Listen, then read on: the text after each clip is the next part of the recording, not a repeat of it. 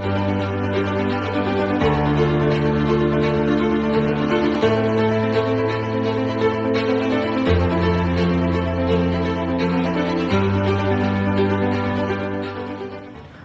bin Jabal berkata, suatu ketika ada orang cerita di hadapan Rasul Sallallahu Alaihi Wasallam.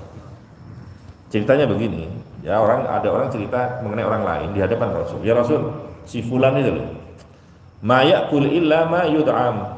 Dia tidak pernah makan kecuali atas pemberian orang lain. Dan dia tidak pernah pergi kemana-mana kecuali numpang. Wis lek mangan yo ngenteni dikek wong, lek kate lunga yo ngenteni ana tumpangan. Betapa lemahnya dia, lemah orang.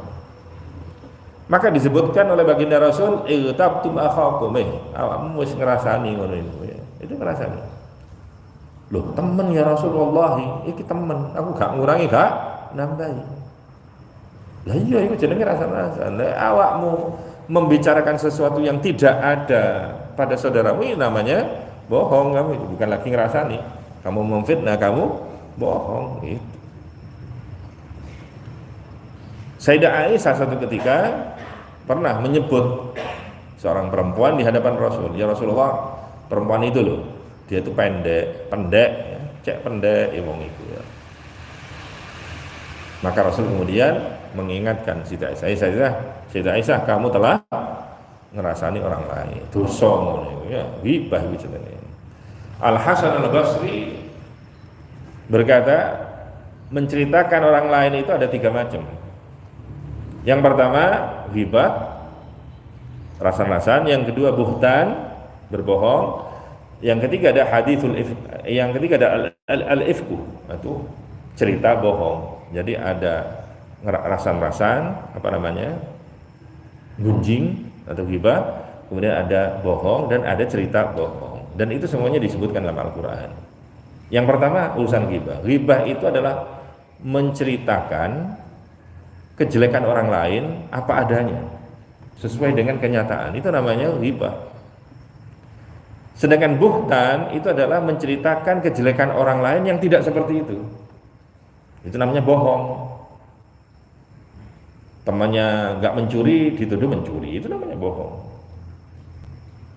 Temannya nggak ngapa-ngapain, ya disebut dia pacaran misalnya, padahal enggak, itu namanya buhtan, bohong. Wal ifku, dan yang ketiga adalah antaku lama balaghaka, kamu menceritakan apa yang nyampai kepada dirimu. Jadi ada desas-desus, kungu-kungu awakmu, akhirnya cerita berdasarkan kungu-kungu tadi. Itu namanya al-ifk, berita bohong ya. Desas-desus begini-begini, melok diceritakne pisan ya, itu namanya al-ifk. Ini sebagaimana dulu Sayyidah Aisyah kan pernah menjadi korban ya, hadithul ifki.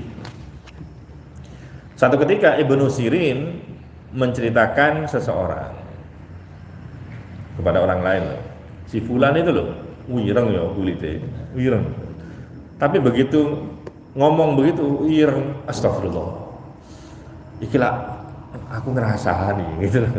Jadi langsung sadar. Ya, jadi langsung apa namanya, dia keceplosan mengucapkan kejelekan orang lain, langsung istighfar. Ya. Sayyidah Aisyah pernah berpesan, jangan sampai kalian ngerasani, wah aku dewi lu pernah kok menyebutkan kejelekan orang lain. Ana wong wedok gawe kelambi ini ketahuan.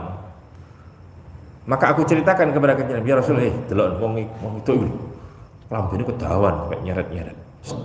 Ojo terusno. Ilfadi, coba muntahkan. Apa lepeh.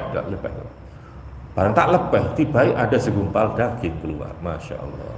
Bukankah ghibah itu sama dengan memakan daging saudaranya? Ayuhibbu ahadukum may ya'kula lahma ahihi maita fakarihtum.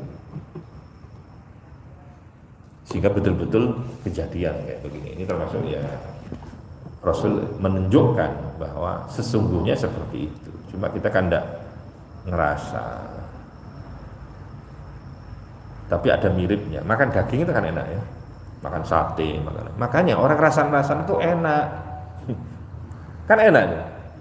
Jam iki lho ngrasani tanggane masyaallah. Gak ngerasa. Soalnya padha karo mangan sate, enak terus no.